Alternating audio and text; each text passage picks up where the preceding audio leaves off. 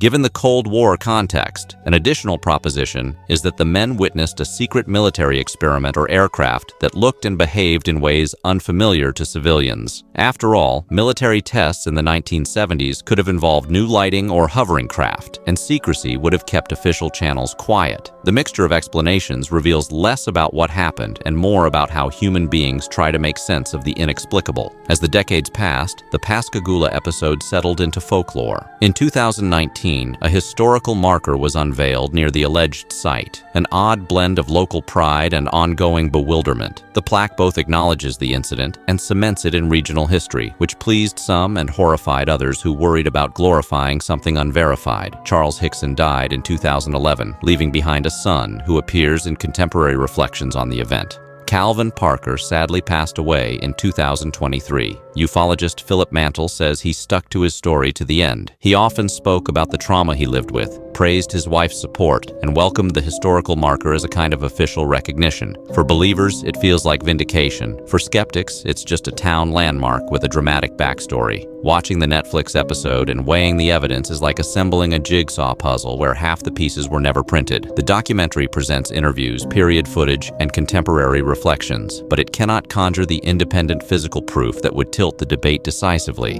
The presenters approach the story with a mixture of fascination and skepticism. They point out that the description of the craft and visitors bears uncanny resemblance to cinematic depictions from the era, which raises the possibility that popular culture shaped memory or expectation. They note discrepancies in Charles's definite accounts over time, and they wonder why, if a genuine government or law enforcement inquiry had taken place, there is not more public record of it. These are standard lines of inquiry for true crime and unexplained phenomena alike, and they lower the rhetorical temperature from breathless belief to measured doubt.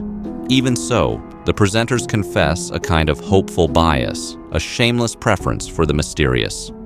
This human tilt toward wonder is not purely sentimental.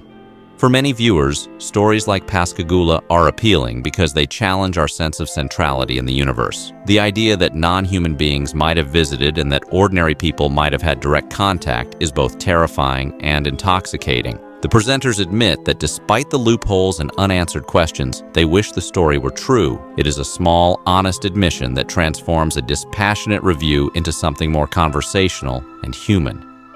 And I was sitting down under a hickory nut tree, squirrel hunting, and this same craft that Calvin and myself had seen in Pascagoula came down in an area close by me. And up until then, I was very